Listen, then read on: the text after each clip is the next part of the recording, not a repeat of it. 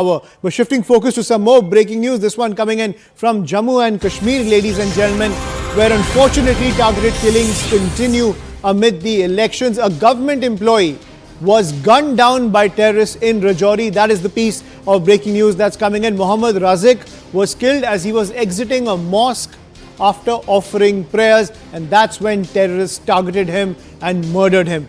The area has been cordoned off and security forces have launched a search operation. This is the third killing in less than 10 days in Jammu and Kashmir. In fact, Mohammed Razik's father, Mohammed Akbar, was also killed by terrorists 20 years ago. Shocking incident coming in from Rajouri in Jammu and Kashmir, where the targeted killings continue. To get more details, I'm joined by my colleague Tejinder Singh Sodhi on the broadcast. Tejinder, over to you.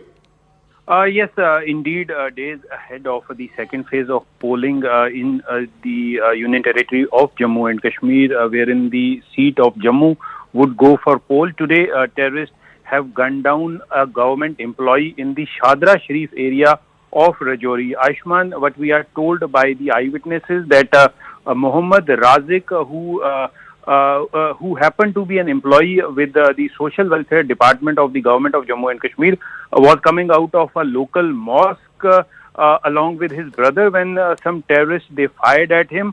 Razak was critically injured and he succumbed to his injuries while he was being shifted to the hospital.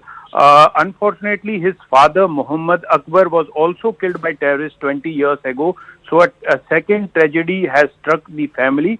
We are told that Mohammed Razik's brother is also working as an army jawan in the territorial army, and he was along with him. So the entire area right now, Ayushman, has been cordoned off by the security forces, and a massive manhunt has been launched in the area.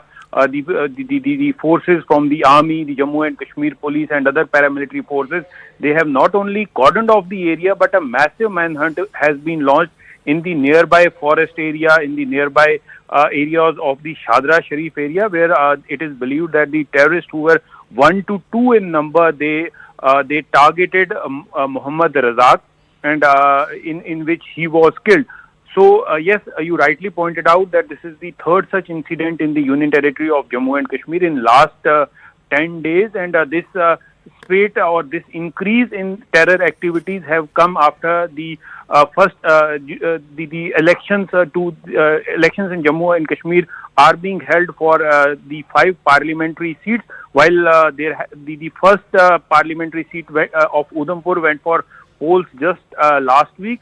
The second phase would see polling in the Jammu parliamentary constituency, wherein there is a tough fight between BJP's Jugal Kishore Sharma and Congress's Raman Bhalla. We are also told that in Rajouri, Anantnag seat, the various political parties, especially the PDP and the National Conference, which are facing each other there, they will also be holding massive road shows in Naushera and Rajouri areas. But it is to be seen whether they would be given permission by the security forces because of this increase in the terror activities in the area. Yes, Ayushman. Right, but Tejinder, at the same time, we've seen that the PDP has reacted to this killing. The Congress party has also reacted to this killing. This is clearly a tactic by terrorists to spread fear as the phase 2, 3, 4, 5, 6, all the other phases are left in Jammu and Kashmir, because Jammu and Kashmir will see elections across the different phases of the election. So clearly a tactic coming in from the terrorists to ensure that the voter turnout remains low. This is something that Jammu and Kashmir has suffered from over the years with low voter turnout, and that's because of the reign of terror. So this is another tactic coming in from the terrorists in Jammu and Kashmir. At the same time, a very despicable act by these terrorists to target an individual. Even though he was a government employee, he had just offered prayers in a mosque, and as he stepped out, he was gunned down by these terrorists. You rightly pointed out, Ayushman, that this is the desperation of terrorists who cannot bear the fact that there has been normalcy in Jammu and Kashmir, and the first phase of the polls saw a huge turnover of voters. More than 70% people turned out to cast their votes. So this is something which the terrorists and their handler sitting in Pakistan does not want to happen. So that is why they are carrying out such type of attacks so as to spread terror among the people. But the people across Jammu and Kashmir, they know the tactics of these terror outfits because the brunt of terrorism is being borne by the local residents here.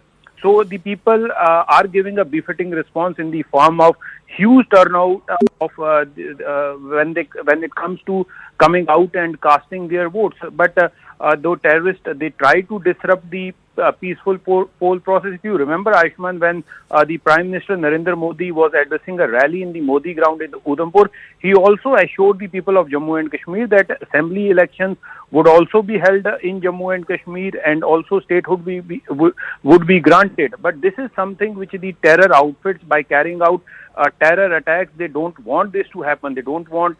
They want that the assembly election should also be postponed. There should be fear among the people. They should not come out. But it seems that the people in Jammu and Kashmir, they have finally decided that enough is enough, and they would give a befitting response to these threats from the terror outfits. Yes, Ayushman. Right. Thank you, Tejinder, for getting us that piece of breaking news. So a third killing in less than 10 days, ladies and gentlemen. This